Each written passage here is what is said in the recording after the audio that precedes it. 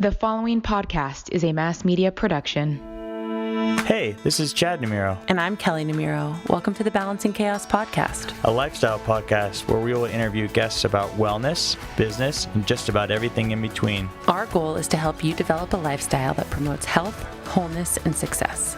Through our conversations, we hope to inspire you to live a beautiful, full, and joyful life as you navigate balancing the chaos. We hope you enjoy. Hi guys, and welcome back to the show. We are so excited to have you back. Thank you for being here again with us. We're really pumped about this interview today. We are interviewing the incredible Dan Carcillo. He is a two-time Stanley Cup champion and played 9 seasons in the NHL. And when he experienced some serious trauma because of hockey culture and was battling mental health and addiction issues, he was forced into early retirement. And he has made his message by introducing the one thing that has really worked for him to help him recover from his mental health issues, and that is plant medicine. He has started a company and a charity that is helping a lot of different people with mental health issues and to recover on an ongoing basis. Yeah, so I am fired up about this episode. It's super fascinating for both of us and hopefully the listeners. He talks about really his story, post NHL, which he abruptly left in about 2015, and really the hundreds of thousands of dollars he spent on, Western-based treatments, and candidly the lack of success that those created for him to deal with his anxiety, his head pressure, his headaches, etc. And so he really lays it out there. He talks about some of the stigma around this type of medicine, really what has worked for him, and the massive implications of who this could be helpful for, whether it's ex-athletes with CTE, veterans who have served, or just people who generally are struggling with anxiety, depression, etc. And so it's a really fascinating episode, and he talked about the science, the decriminalization of it, and just kind of the legal standing as well. Yeah, so Chad and I are really big proponents of mental health. We believe that it's not spoken about enough. So we hope that if you or someone you know is struggling with mental health, that this episode is inspiring. It's something that we want to bring to the podcast more and to help people become more aware of it, because it's something that to some degree or another, I really believe all of us struggle with. So we hope you enjoy this listen. Looking for the trusted resource for luxury Las Vegas real estate? The Ivan Share Group is the expert in the Las Vegas luxury real estate market, specializing in high-end homes and luxury high-rise properties. The Ivan Share Group is a dynamic team of leading real estate experts dedicated to client satisfaction. Their extensive expertise in Las Vegas and Henderson allows them to help luxury homebuyers find their dream homes no matter what their needs are. They're dedicated to helping you buy, sell, or invest. Contact Ivan and his team directly at 702-315-0223 or visit www.isluxury.com to learn what they do differently. The Ivan Share Group is luxury and your trusted resource for luxury Las Vegas real estate. Welcome, everyone, to the Balancing Chaos podcast. This is Chad and my wife, Kelley. We are very excited to have our guest today, Dan Carcillo, who we've been chasing down for a few months now. He's a busy guy.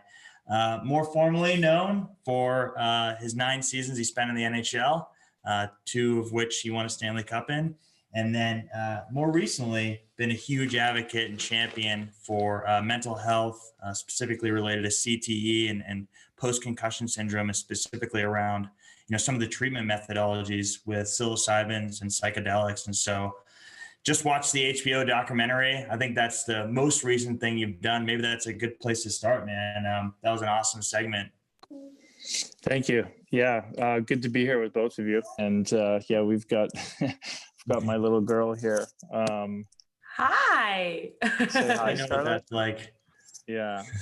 But it's really, I think, about awareness and just getting these different treatment modalities out there, and then really trying to validate something for TBI, for traumatic brain injury.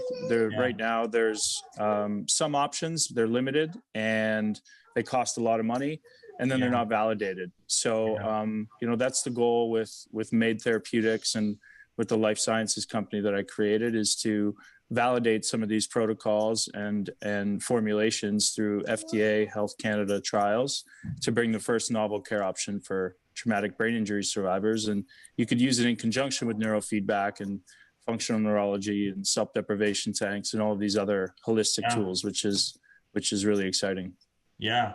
Maybe just to back up before we jump in, how are you and the family and everything in the pandemic? I know it's been challenging in different ways for everyone. Yeah, everybody's good. My wife actually had it there for a little while. Yeah. My mother-in-law, she got pretty sick actually. But they're on the other side of it. And just, they're on some of this made plant health formulations that just help with, they're just antiviral, antibacterial, functional mushrooms in general, and CBD just helping with inflammation of not only the lungs, but, just helping to uptick our immune system and regulate our homeostasis. And it's exactly what you need to fight off a virus. And so they're coming around, and I got 3 healthy, beautiful children. So I can't really complain, and they're ripping around as well. And, we're just wrapping up like our seed raise for this company. And it's great getting on investor calls and having them be a part of it. But everybody understands, I think everybody's trying to manage and do their best. Yeah, for sure. Everyone's at home. Everyone, many have kids at home. We have an 11-month running around here somewhere he can't quite open doors yet, but in due time. For those of our listeners who don't know you or your brand, how did you get from hockey into this plant medicine healing journey? Can you kind of walk us through that so people can get to know your story a little bit better?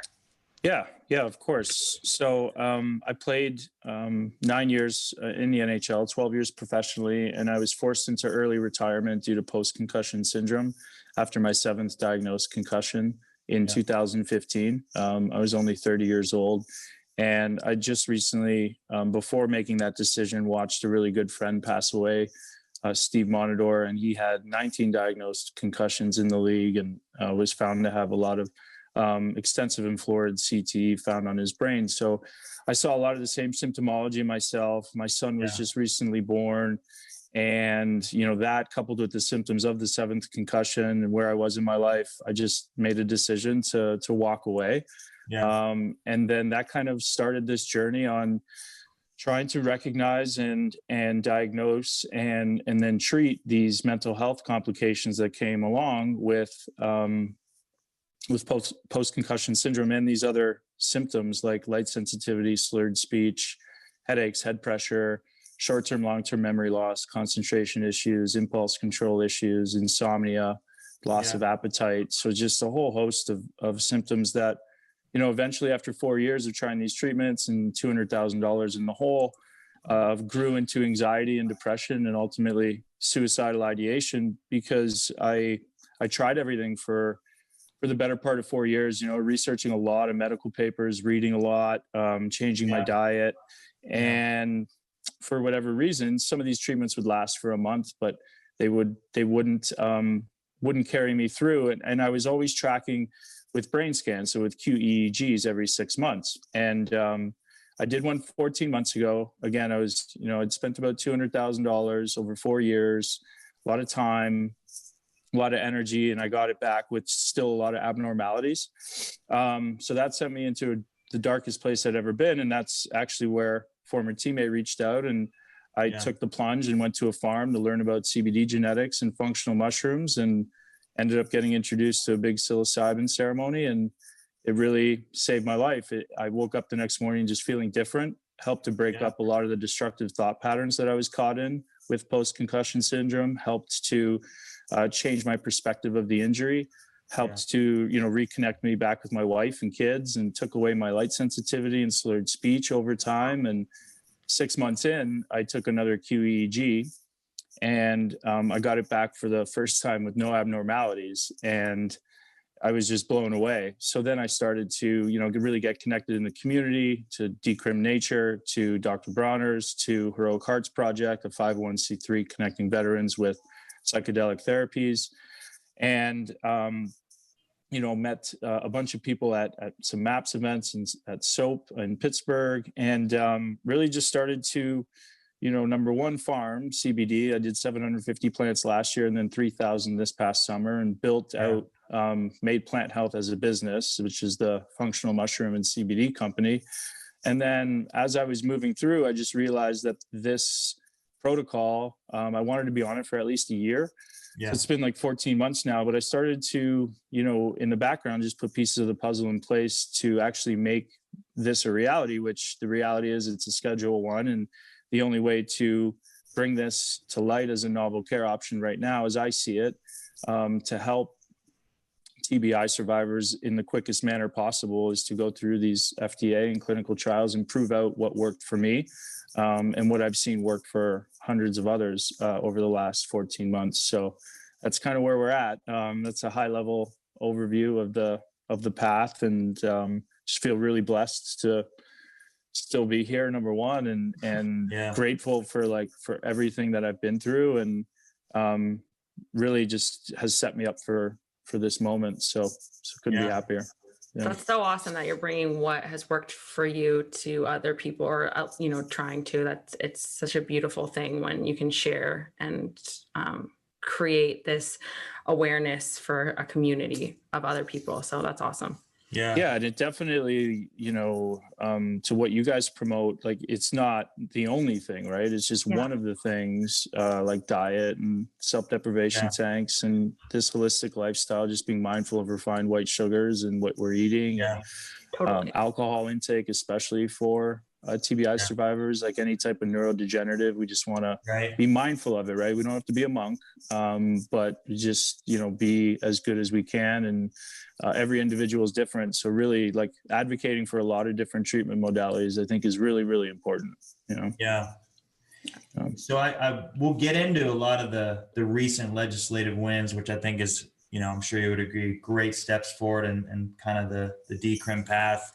I want to talk a little bit about, we have a son, he's 11 months old. She comes from a football family. Growing up playing hockey, almost the entirety of your life. Did you ever experience anything like this growing up, or do you, honestly, the question is, do you completely attribute this to, the head trauma due to playing professional sports? Yeah, I mean, so I think it's important to note, we were hitting since the age of 4 in Canada. Right. I'm, I'm not a really old guy. I don't view myself definitely not as that, but we were, they don't do that anymore, right? We started 13 now. So, I just think, when I saw some serious problems start happening was when I was in junior with all the emotional hazing trauma stuff that we went through. And then I never had any concussions there, and I only had the concussions in the NHL, and each subsequent one I could now go back and pinpoint that there's definitely signs that were going on, right? That I was trying to mask. There was, addiction. And so I think just the cumulative trauma, the force of the trauma, the fact that we've never, ever been diagnosed and that these brain injuries were never, ever treated. And really, we didn't put much time between seasons or injuries. So I think just the cumulative effect of all of that, some emotional trauma, which definitely affects the brain. It just the cumulative effects just were too much, and so that coupled with some more awareness that was coming out, as far as that NFL concussion lawsuit at the time that I was thinking of retiring. This stuff was just never talked about, and so now it's great that there's a lot more awareness. But I'll tell you right now, the biggest confusion with TBI survivors is okay, number one, how do I even recognize these signs and symptoms are correlated to that? And number two, then where do I go to get diagnosed, And then number three is where do we go to get treated? So those are some of the bigger issues that TBI patients face, And then the biggest, I think, is supplementation, other than supplementation through your food. what type of medication can you take to help with neuroplasticity and neuroregeneration. Right now, there's nothing out there, but what psilocybin does specifically on a big dose and a little dose level promotes neuroplasticity, neuroregeneration, the exact thing that TBI survivors need. Yeah. So for someone who is going through this, and they have no idea where to start, and I know you heard about it through a former teammate, where do you, what would you recommend to them? Where do you start? Even if it's someone who is using psilocybin as, a way to combat depression and anxiety, and they don't necessarily have head trauma, where do you start? Yeah. So I think the exciting thing too about that is we see the same malaise in the frontal lobes that we do with anxiety and depression, whether it's TBI related or emotional trauma. Right. So, but where to start, I would say, is mushroomreferences.com is a really great reference for all of these mushrooms, for lion's mane, for reishi, for cordyceps, all clinical studies tied to them. How lion's mane specifically increases BDNF, which is important, brain-derived neurotrophic factor for anxiety, depression, or anybody really trying to recover their brain health and quality of life. And then I would say go to, for the psychedelics specifically, Johns Hopkins University, all of their publications, as well as the Imperial College of London and their publications. It was actually a 2014 study from Robin Carhart Harris of the two brains making the lines, a placebo brain, psilocybin brain. It's a pretty popular graphic. And so just take a look at these studies and just, you can start to understand what this medicine does from a structural standpoint, as far as, somebody looking for spiritual enlightenment or getting some understanding with trauma. It shuts down our default mode network, the part of our brain where we hold our sense of self, and basically how we view ourselves based on our interactions in this world and experiences as we grew up. So it shuts that down for a moment. So there's these new possibilities that awaken, and these new neurological pathways that arise. And that's how, when we come back, or when I woke up that next morning, I felt different. I felt like something had been, like in Michael Pollan's words, shaking the snow globe, if you will. And it gives you a chance. It gives you a chance to go down a new path, to break up those destructive thought patterns that lead to anxiety, depression, addiction. And so I think, understanding these studies and really understanding this medicine, and before anybody, tries to, responsibly take it, is really, really important. And it goes to that placebo, nocebo effect. I think it goes for everything. If you understand it before you try it, it has a lot better shot of working. Yeah. So you obviously in the documentary, it was highlighted that you had gone down to Peru and gone through more macro level treatment. I guess the question is, what is your current treatment as of today, both habitually, day to day, as far as the supplements that obviously you yourself have made and promote now, in addition to, whenever it is, if at all, more, let's say, macro-based treatment experiences in other countries, because it's not legal here. What does that look like today? And the treatment regimen and the protocol has been somewhat consistent. So what I do is it's not set in stone, because what seems to be happening with me is I'm able to put more and more time toward, or in between, a macro ceremony, if you will. But it's been pretty much on average, I'd say once every 3 to 4 months. And then, with the maintenance doses, there's a different type of protocol that I always take, and I always take certain months off. Like I took the month of January off. And so, but pretty much, I'd say for most of the days of the week, and then the weekends, I take all of the medicine completely off. I start my day with the Neuroflex, which is a full spectrum CBD, solventless CBD keef, melded with a 6 mushroom blend of lion's mane, reishi, cordyceps, chaga, agarikon, and turkey tail, and then turmeric and piperine to activate everything. So I take my daily dose of mushrooms and 30 milligrams of CBD pretty religiously, 5 days on, weekends off. And then There's the microdose in that protocol, as well as a different 14 mushroom blend.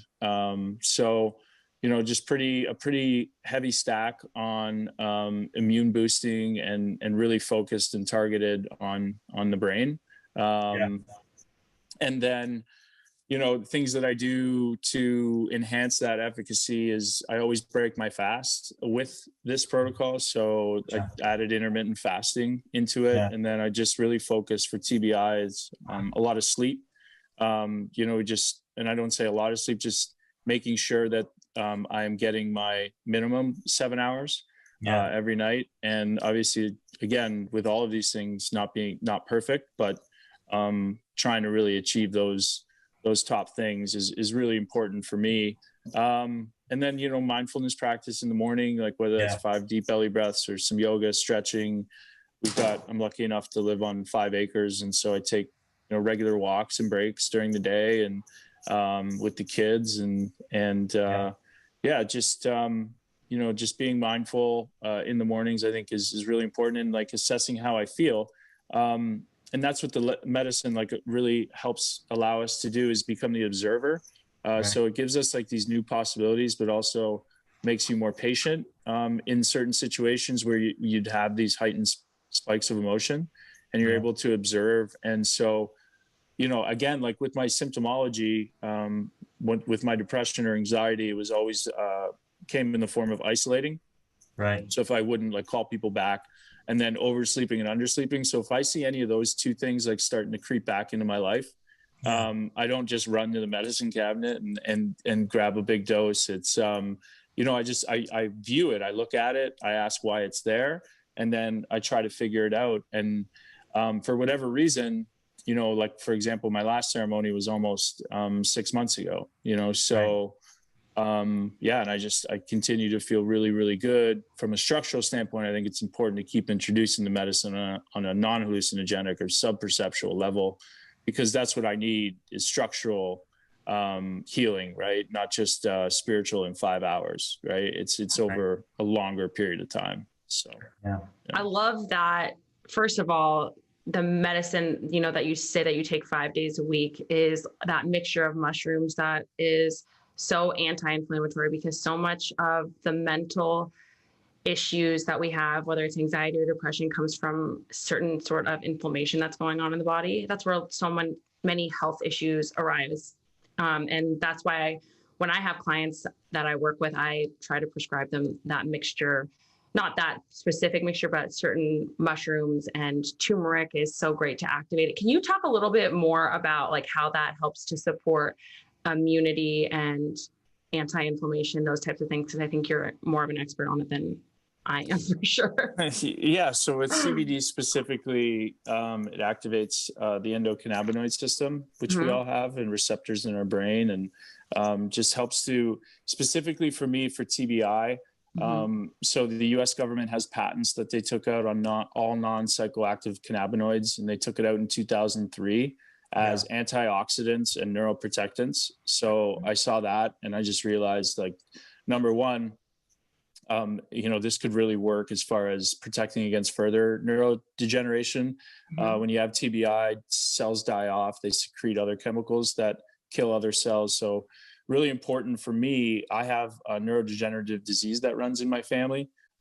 So this makes me really, really, susceptible to it with my history of repetitive head trauma.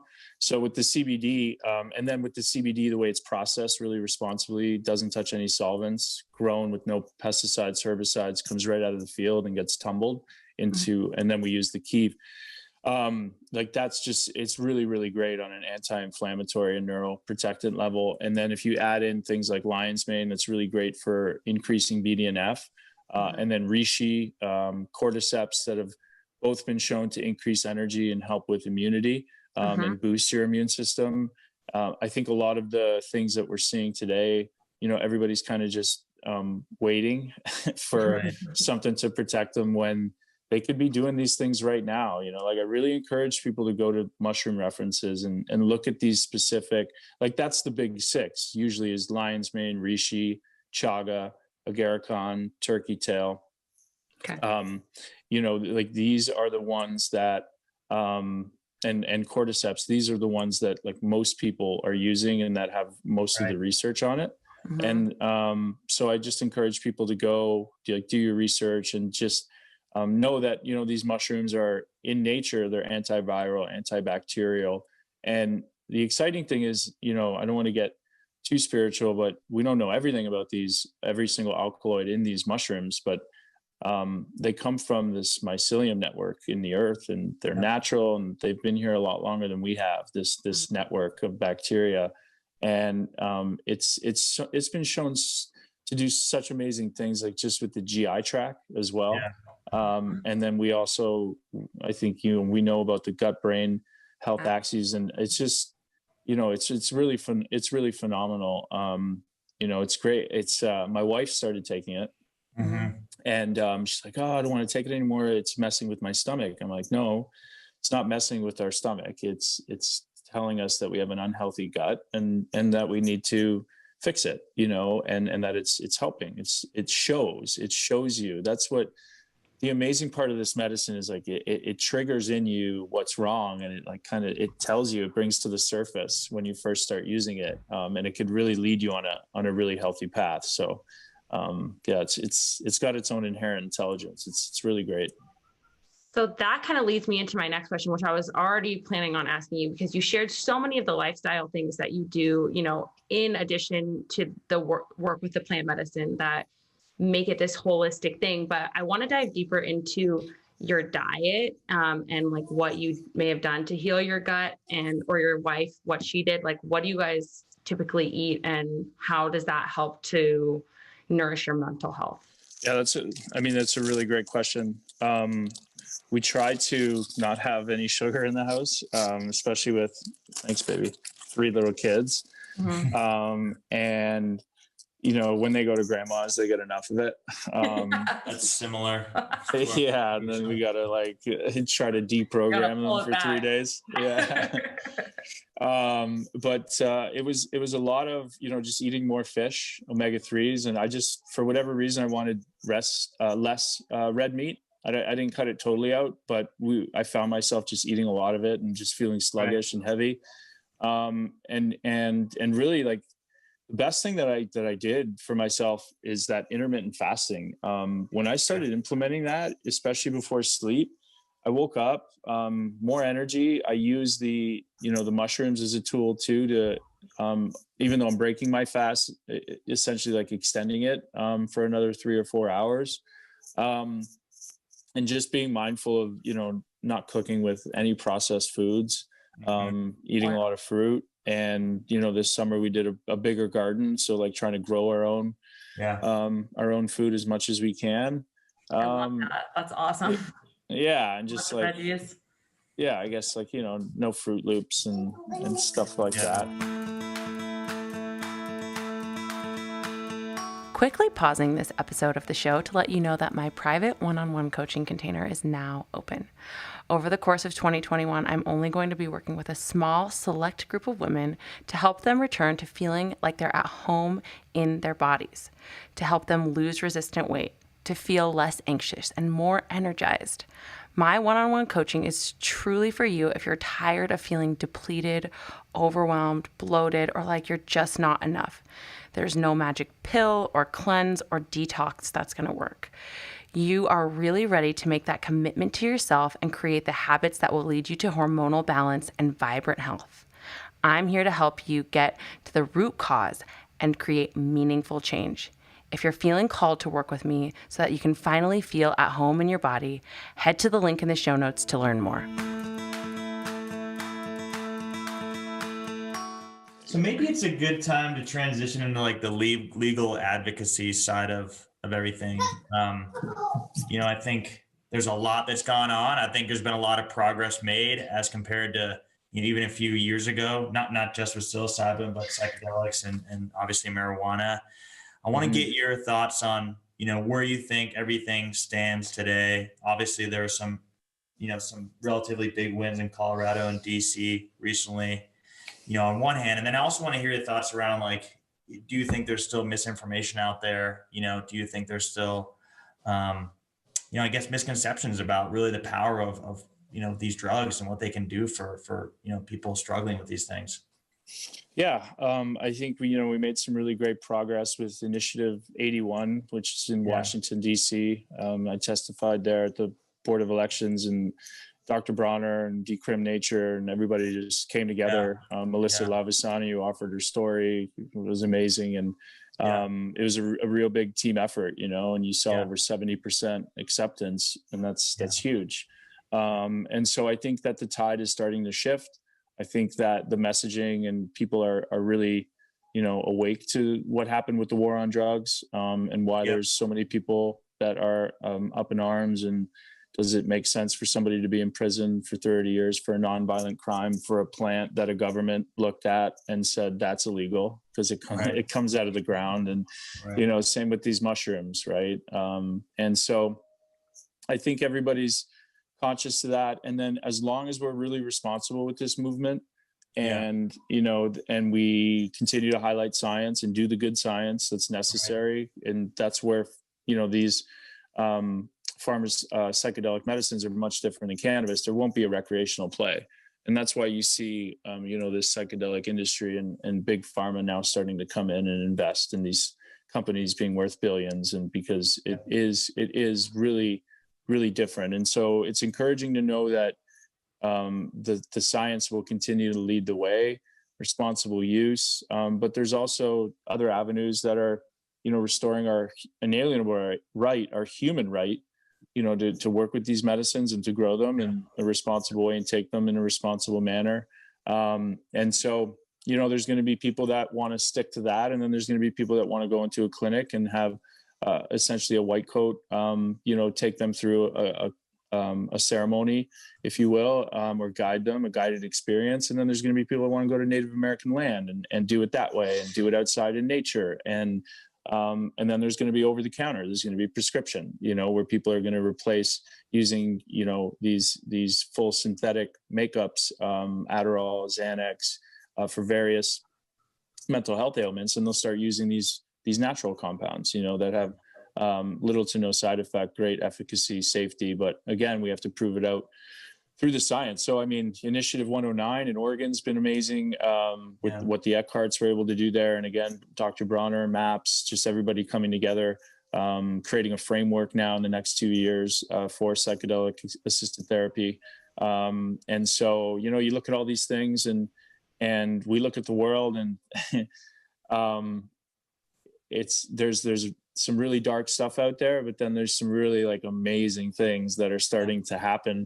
And rightfully so. Isn't it just, it's perfect timing, I think goodness and evil, it's always 50-50, and you can look at the climate of the world and then what's happening with these medicines and what we're waking up to with cannabis and these natural forms, these natural remedies, more holistic lifestyle, growing and more conscious. People are moving out of cities now, they're getting into houses and getting into nature. And so it's, I think it's always been a delicate dance, but it's really nice to see that shift because, you talk about the stigma and the challenge that we have. It's a challenge, right? And so that's why I think it's really important too for companies like ours to lead with education and to lead with this community building aspect, and not just I'm a CBD company, or take my mushroom, it's better than that one, or it's really about building this community around us that supports veterans and supports these different people from different walks of life that suffer from not only TBI but mental health complications, and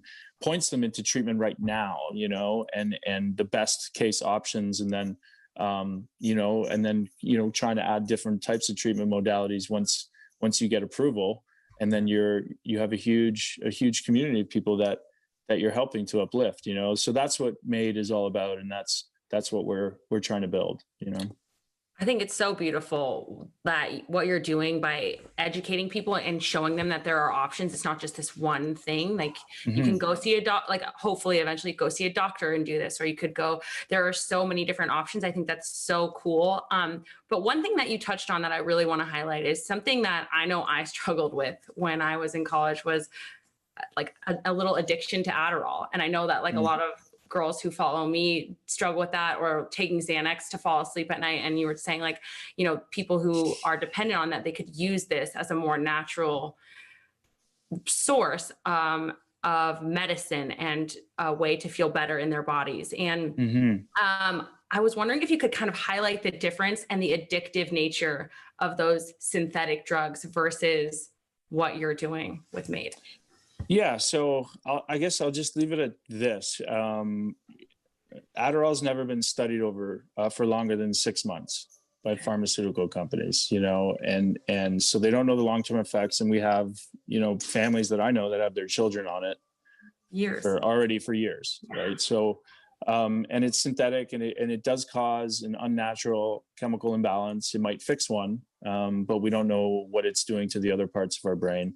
And I just think that this medicine has been around, again, comes out of the ground, has been used for thousands and thousands and thousands of years. And you may hear people talk about it, maybe not in a pharmaceutical sense, but call it a technology. It is a technology because it's been formed into a technology because it's been used for thousands of years by Native Americans and indigenous people. Right. And in ceremony, they use fire, and they use drumming, and they use singing to take you through the experience. And so they formed this technology. And I just think it's really sacred. And I also think that, again, it has, not to get too spiritual, it has its own inherent intelligence. And I would tell people, like, if any of your friends are listening or anybody wants to go on Reddit, follow the microdose thread. There's 150,000 people on there. Yeah. And all they talk about is, like, I use this to get off of my Zoloft prescription, or I use this to get off of Adderall in combination with CBD to help with the withdrawal symptoms. I use this in combination with this and added in that to get off 20 milligrams of Adderall a day. Like, so this is gold right here. Yeah, people need to know about this. I have so many women who I see who are trying to get off of an antidepressant they've been off for like 6 or 7 years. This is a gold nugget right here. This is great stuff. Yeah. So I think, you know, there's resources out there. Yeah. And again, like, this is what we, instead of me just like continuing to point this stuff out through advocacy work and stuff, this is what we're going to bring in house. And we're going to have doctors that are going to be able to, you know, do the telemedicine with people and really make them a protocol. Obviously not right now with this active ingredient, but you can definitely use the CBD and the medicinal mushrooms right now to curb those types of withdrawal symptoms and wean off, you know. You never stop anything cold turkey, and then it'll help. Like, you know, I had an opiate addiction, and if I had, you know, this CBD and these medicinal mushrooms to like input into my life right away, I think I would have cut out like years of suffering, you know, and trying to recover, because it took me a long time. And so, you know, there's many, many different ways that this can be used. And it can be used for also, like, we don't talk about it enough, but the betterment of well people and the betterment of athletes. And so it's really, it'll revolutionize a lot of different industries, I believe. Yeah. So you offer a lot of the non-psychedelic, non-psilocybin based products, obviously on the MAID website. For someone who is looking to potentially microdose, you know, where would you recommend they go? You know, whether it's abroad, or I know some states obviously have made some progress. You know, Denver. Yeah. Ann Arbor, decriminalized. And what I hear a lot of people doing, so like, you know, decrim isn't legalization. So it's not like you can go find somebody and pay for it and think you're in the clear. So what a lot of people are doing is setting up like barter programs. So like, come cut my grass and here you go, or, you know, trading, or, so again, you know, I really do believe, you know, there is an aspect to where, this medicine calls you, and if, you know, if you're going to find it, it's almost like it's going to find you, you know? And so, or like look into, you know, indigenous land that is governed under, you know, different law, and, or, you know, just in Canada, if you're in Canada, there's 30 now microdose companies that are online that you can buy microdoses from. Again, and like, you know, I always try to preface this anyway. I'm not advocating for anybody to do it. Just, you know, giving possible options for people. Okay. Because, you know, in America, it is a Schedule 3 in Canada, so it's a little bit more lax. Right. And, you know, there's certain things happening in Canada that it's going to move a lot quicker for people to get access to this. Yeah. But like I said, like I'd be remiss to save my life. I know it could save other people's lives. So just giving the people the options and then letting them make the decisions. Yeah. And then in terms of a lot of the work you're doing in Chicago, I know you got the Heroic Hearts Project. I know you have your own foundation, Chapter 5. Can you talk a little bit about that? I mean, obviously you come from a pro athlete background. You know, I know a lot of military veterans who have gotten, you know, immense amount of progress, you know, with this type of treatment. Marcus, you know, several others. You know, talk a little bit about that and how you're trying to specifically focus on the city of Chicago and what that means to you. Yeah. So when I retired and then I saw Steve pass away with no help from the NHLPA or the NHL, I created Chapter 5, which is a transition program that helps athletes transition into life after the game. Yeah. And then, you know, so we're still continuing with that work, and my wife helps out on the family side, giving support there. Yeah. And how to deal with a TBI survivor and you know, and then with her Heroic Hearts Project, I sit on the advisory board and just help Jesse, you know, coordinate some of these retreats. We did one with the HBO clip that was in Peru with him, so we're just kind of editing that footage. We'll come out with a documentary and have them have it, and Bronner have it, and another nice hit piece in the next year. And then just you know, supporting them in a financial manner and really making sure that community knows that they're supported, and that this medicine that I'm trying to get validated and create will be accessible to them at a equitable price, you know, I think is really important. And so, and then, you know, just advocating and you know, there's ketamine treatments that are available now at like field trip, you know, facilities. We can fly to Peru. We can do it in these countries that, you know, ayahuasca is legal. So there's options, you know, and again, we're talking about saving lives, and that's a community that 22 of them a day are still committing suicide. So it's important to help them. You know, it's I always say, like, I try to use my platform in a manner where, you know, people know that, yes, I'm a former athlete, but and I love athletes and stuff. I'm not creating something for 700 athletes, you know, and I'm trying to really help millions of people. Like, so for every one concussion in the NFL, there's 7,000 amongst women of domestic violence. 80% of them that are incarcerated have a history of TBI. And it goes to the impulse control. It goes to the problem solving, the concentration issues, the decision making, and the situations, right? So there's so many communities that can benefit from this medicine, and but also like those guys that make conscious decisions to give up their brain health for the good of their family, you know, boxers and fighters and and football players that are now consciously making that decision. Right now they have the risks, and the league admits it. The NHL is still the last one to admit it, but the NFL, at least those guys know they're going in, they're sacrificing, but now they know too that there's like preventative medicine, you know, for increasing BDNF, stimulation of the brain, staving off dementia, which it's a parabola curve we're all going to get. So how do we, you know, be preventative and stave it off? So, it's, you know, it's an exciting little journey that I've been on for the last 14 months, and we'll try to help as many people as we can. That's what that was my goal, you know, is just, and it still is, just try to help as many as we can, you know. I think that's a beautiful thing, and especially right now in a pandemic. I mean, mental health is I don't know if it's at an all-time low, but you know, it's certainly you know, it's certainly very challenging for many across the world. And so, you know, for someone like me who doesn't necessarily have a lot of head trauma, but I take a lot of the mushrooms we've talked about on the show every day, and you know, it's a noticeable difference. So I think there's a regimen for almost everyone, which is what makes it so interesting.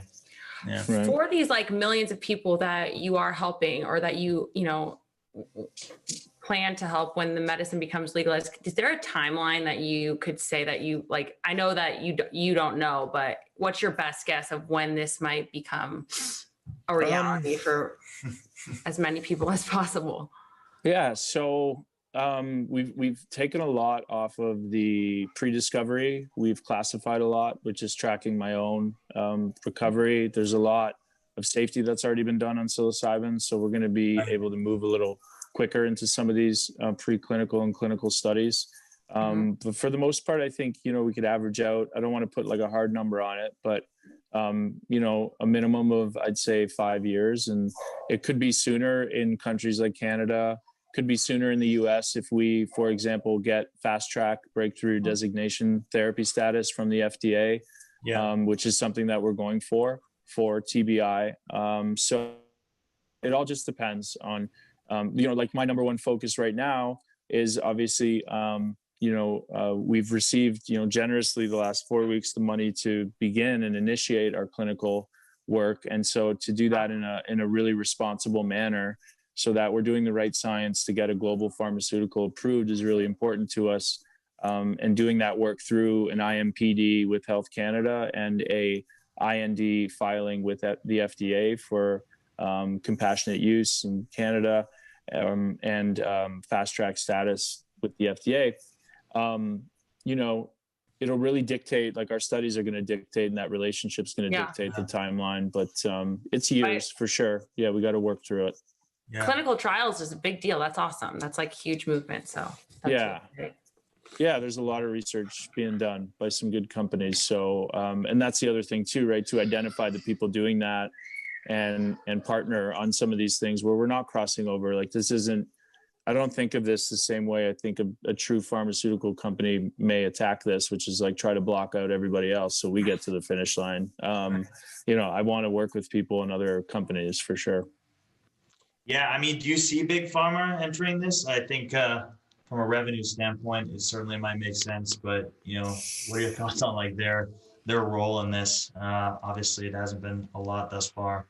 Yeah, they're coming in now. With a couple of these companies that did some big, public offerings recently. MindMed today, I think, was 80 million.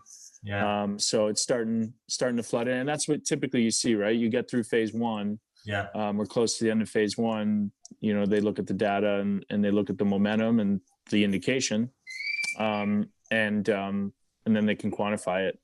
So, again, like just doing the right trial work, I think is our main focus, and then. Continuing to move forward with the right people, in concert, I think is really, really important for us, almost as if, this front facing part to the business and getting the public's confidence, to know that we're going to do it the right way is really important to me. And then I just think TBI, like there's so many people, there's such a hot button issue, and really just people are searching for, a novel care option. So I hope that this can be the first one. Yeah. Well, you talked a lot about Canada. Just quickly, is there any other countries who you think are really leading the way on medicinal treatment and a lot of the research that goes into this? There's some unregulated countries, but no, I think, there's a lot of movement in Canada. Some laws are changing, access to, for example, palliative care patients, as well as the first non-palliative care patient got access. And then now 17 therapists were granted access by Health Canada to actually take the medicine so that they can better work with patients that are on the medicine, which is the exact thing we have to do. Especially with this medicine, like always when you're with a shaman, they're on a lower level of the medicine that you're on, and there's reasons for that. So I think that's a really great move, and it'll just increase efficacy in the patient experience. So we're seeing movement on a lot of things, but for the most part, it's important for us not to go to Jamaica. It's important for us not to go to these unregulated markets to try to do a trial because it's cheaper or faster. That's not what we're looking for. So we'll stick with, IMPD, Health Canada. The FDA accepts that. And we'll also do some studies in the United States as well. So, yeah. Well, this is really life-changing work that you're doing, and we could not be more grateful. We have a couple of questions that we ask every single person before we wrap up, if that's okay with you. Cool. So I'll let Chad start, and then we'll kind of go back and forth. All right. So you talked a little bit about it, but what's your morning routine? I think this would be medicinal, meditational practice. I'm a big believer in morning routines. I think it sets you up for like the success of the day. So for sure. Yeah. So I wake up, usually take 5 to 10 belly breaths. I'm usually getting kicked in the belly or the back by one of my kids. But just assess how I'm feeling in the morning and really just check in. Some stretches usually in the morning. Again, not perfect with it. Depending on how I'm feeling, sometimes I'll take a steam room. But the first thing I usually always do is get up and do those mindfulness practices and then grab water, hydrate. And then just, tend to the kids. And I try not to touch my computer for the first hour that I'm up, hour and a half. Again, some mornings it's harder than others. yeah, you're not able to stick to it. And then again, just like, the morning routine is really important for me, but it's a constant check-in. Like, so every hour, every 2 hours, being mindful of my energy and, and the kids too. Sometimes I'm home with the kids and trying to work, but also, wanting to be as present as I can and interact with them. When I do, I'm fully there. So those would be the main things. Yeah. Mindfulness and hydration. Two of my most important things. I agree. Okay. So what is the best thing that you've eaten this week? Best thing. That would probably be the salmon sashimi. Chad would love that. Love that. Oh yeah. Yeah, it was really good. I'll ask this next one because I feel like Chad would get uncomfortable. Definitely have a question for you. So if you were a color, have Chad ask me. Yeah, right. If you were a color, what color would you be? Green. Heart Probably chakra. green. I love it. Nature energy. There you go. All right. What is on your nightstand? Any books you're reading, anything, probably a glass of water.